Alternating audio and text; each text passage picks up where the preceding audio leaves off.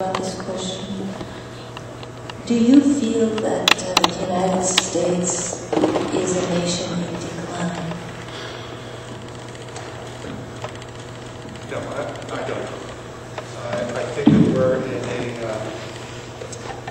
we are a nation that is going through, once again, tremendous growing pains. When we get in the industrial age, we're now going into growing pains once again with the technical age of dealing with challenges of having all of this technical power at our fingertips and trying to figure out if a balance is even possible to have that type of technological instant communication at our fingertips, yet live the kind of life that I think that all of us kind of grew up with. Is it possible to have the morals and principles in Austin-ish 50s lifestyle again in this country with the advent of blogs and internet and instant communication, instant information? I don't know. I don't know.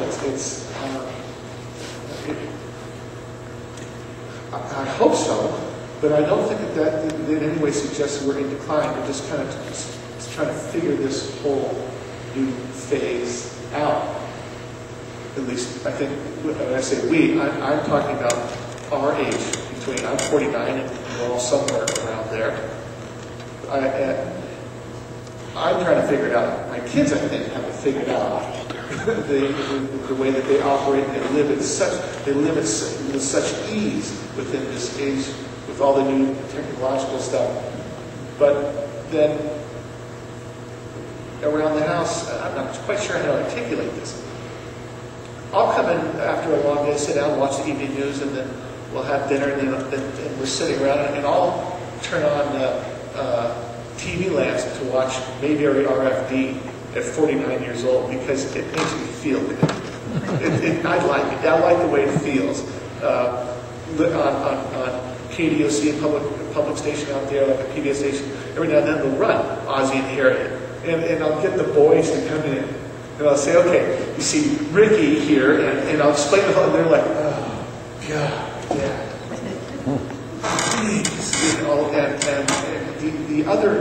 the other example to try and get my point over, and so you might be able to appreciate what I'm trying to say is the best of all is we'll be driving along on Saturday afternoon, and I'm looking to wait for 6 o'clock to come around, and I turn on Garrison Keillor, Prairie Home Companion, and that drives them almost out the car window.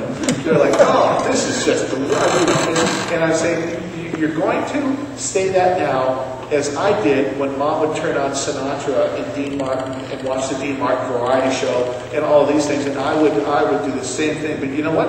I'm watching them now because it's taking me back into a time when it was safe and warm and I felt comfortable and I'm hoping that it might be the same for them. And somehow, even though they might go, oh, gee whiz, and poo-poo it, they might get some of that value out of there that I think is important to have in daily life.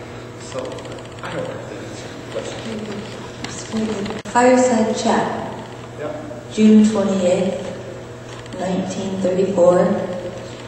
Your grandfather said, addressing the problems of government and the economic crisis of the time, he had plans and policies to move the nation forward.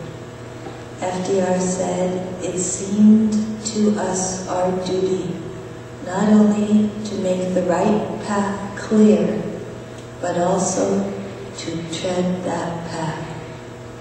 If you were president today, on what path would you lead our nation? I would, there's not enough money in the world to make me want to run for that office.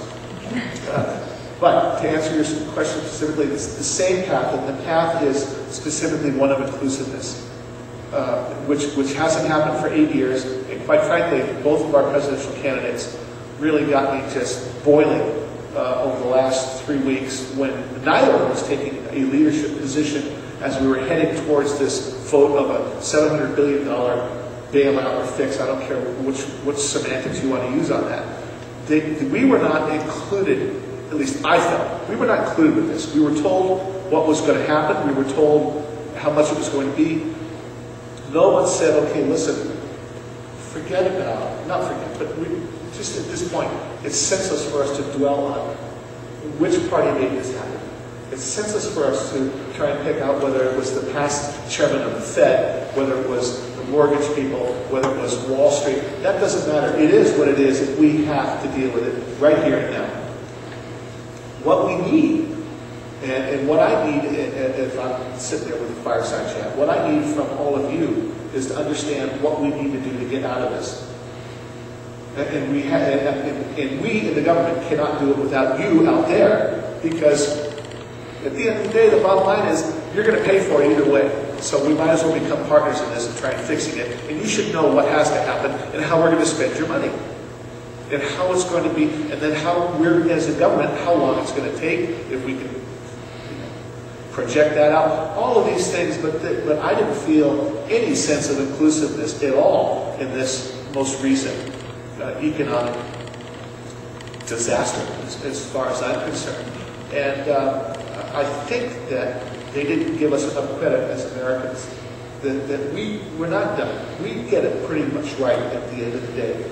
And we can understand stuff that when we're talked to directly, and when we're given some sense of responsibility and an ownership of we're going to be helping to fix this.